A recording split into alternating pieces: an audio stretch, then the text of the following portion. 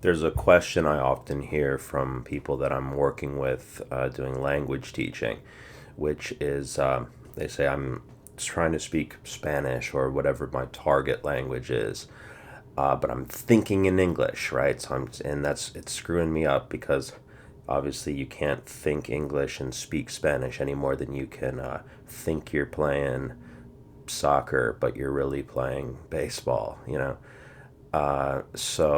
How does that work? How can you ever is it possible to not think in your native language and think in a new language as an adult starting from scratch?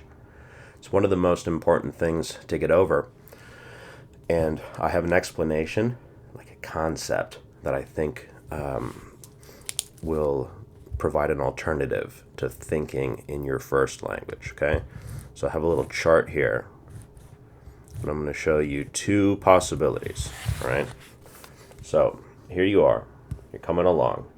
You come to a fork in the road, right? You're either going to go this way or you're going to go the other way, all right? So if you go one way, let's pretend that, all right, so let's say that this way is the thinking in English way. And this is going to be the thinking in Spanish way. And when I say, I'm just going to say Spanish for the rest of this video. And when I say Spanish, I mean any foreign language that you're learning, okay? It could be Swahili, all right? Often words don't translate word for word. Things, like the structures of the language aren't even the same at all, right?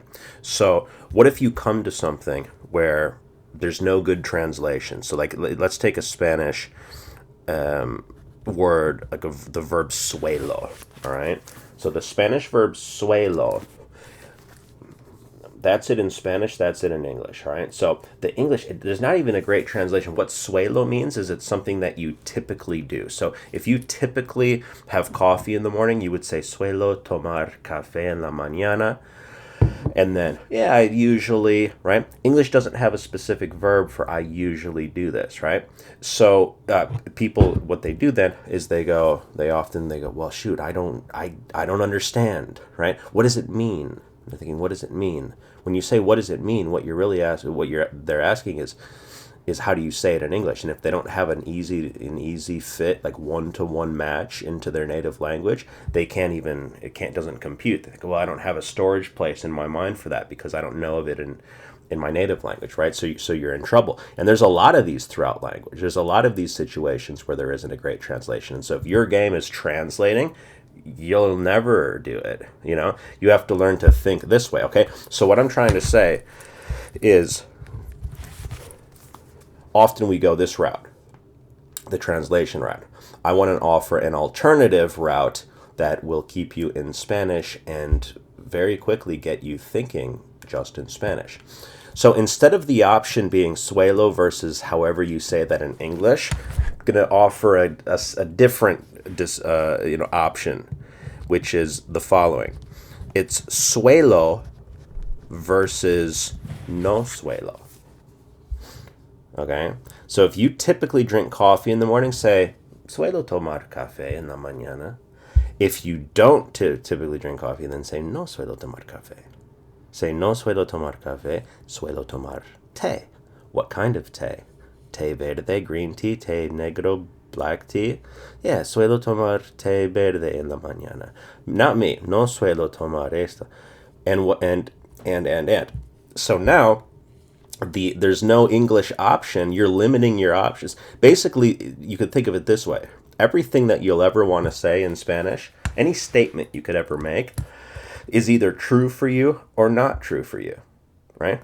So instead of letting your decision be, should I, English or Spanish, think, is this statement true for me or is this statement not true for me? And then maybe just make a list of as many true statements as you can in your target language, okay?